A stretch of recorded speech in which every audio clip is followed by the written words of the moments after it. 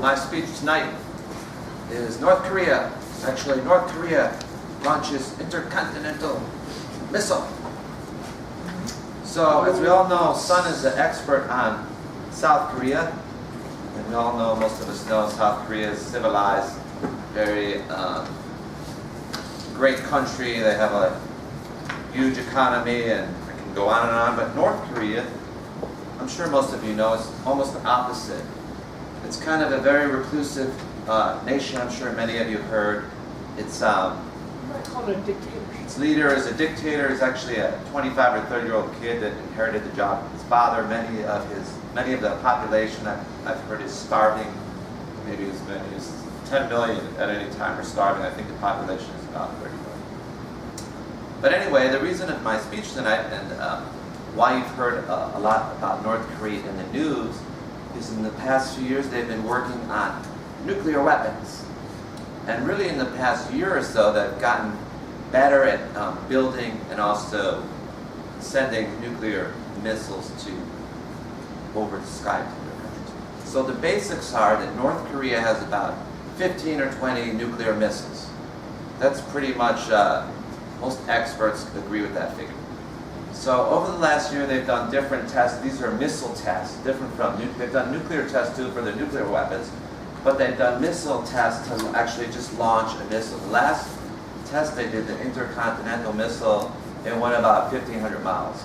Now the thing is, the key is you want to shrink down a nuclear warhead to put it on a missile. And that takes advanced technology too, and most people think North Korea is a few years away from actually shrinking down a nuclear missile to put it on a warhead on an intercontinental missile.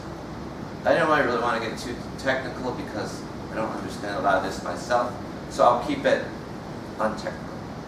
But anyway, the thing that makes this problem hard is if you go back over the last 10 years, this issue has been going on for 10 years with North Korea. They've been developing nuclear weapons and threatening the U.S., and the U.S. makes threats back. And I think going back to Bush and even before Bush with Clinton, we had nuclear inspectors in North Korea, and they tried to halt the weapons program. But what North Korea does is, like I said, they don't have a lot of their own food. I think China supplies most of the food and energy from North Korea. So what they do is they kind of use their nuclear program to blackmail the rest of the world into maybe giving them more food or oil or what have you.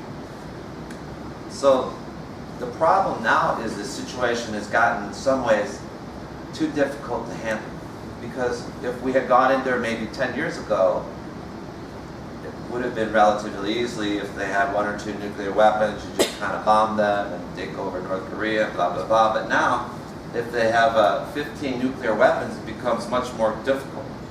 We all know Trump, he's always full of a bluster and erratic and saying on Twitter he's going to do this and that. But the fact is, very difficult to just attack North Korea. And the thing to also keep in mind is China is one of their best friends. Not their best friend, but one of their allies. Like I said, they supply a lot of the food, technology, and energy. So you need to keep in mind China, and then also Japan and South Korea, because North Korea also threatens them as well. And the thing with Japan and South Korea is they're much closer. So the U.S. right now, we could probably attack North Korea. We can send in a lot of military equipment, and the U.S. itself probably wouldn't be in harm's way. But it would be very easy for North Korea to bomb South Korea or Japan, either with nuclear weapons, maybe loading one on a plane, or maybe just conventional weapons. They can do a lot of damage to South Korea. And even though the U.S. has a lot of advanced weapons, I think in Afghanistan a few months ago they dropped a huge a bomb that busts bunkers, like the biggest bomb if you ever drop. Many people have heard of that. Some people think maybe they were testing that to see if it would work on North Korea. But the problem is, like I said, even if Japan, South Korea, and the U.S. all got together and China said, go to North Korea, do what you want, and we bomb them with this, the problem is a lot of these nuclear weapons are hidden and they can be moved around. So maybe if we knocked out 10 of them, they would still have a few left, and do we really want to take that chance? Now, another weapon the U.S. has up its sleeve, starting with Ronald Reagan, that somewhat great Republican, remember that for those old enough to remember, he developed a Star Wars system where in his mind he would be able to shoot down missiles or nuclear weapons as they were going across space. And back then it was mostly just a fantasy, but now it's after 30 years in technology, it has become much better, where it's almost 50% accurate. So for every one of these missiles, maybe 50%, but the problem with that is what if 50% is not really good enough?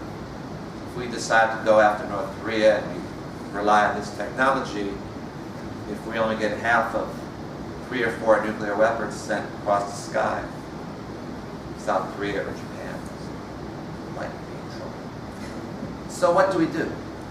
Now, many people think, well, why do we have to do anything? Lots of countries have nuclear weapons. I think Pakistan, India,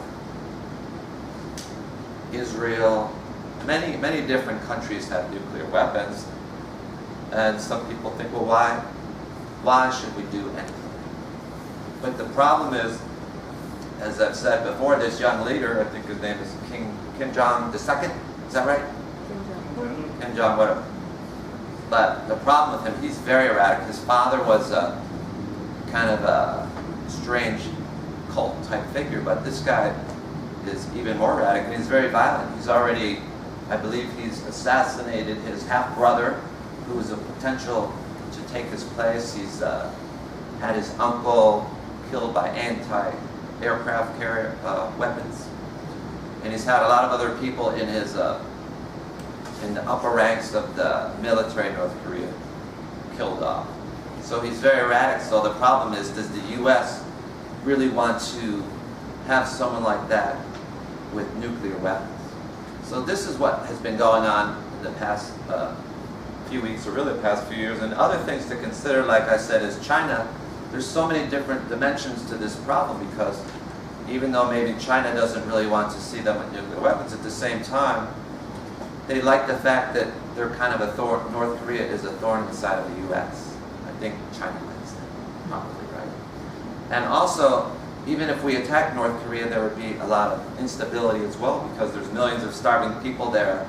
Maybe they're going to rush over the border, and also maybe China doesn't want South Korea to become stronger.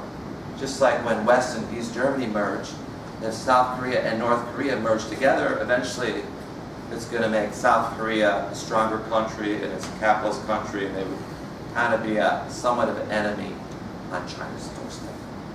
So for this particular problem, I don't have a solution, but I know all of us are busy in our day-to-day lives, so don't have the time to follow everything that's going on. But I would just answer, Ken had said before, I don't know if he's choking or not, but he's very worried about this.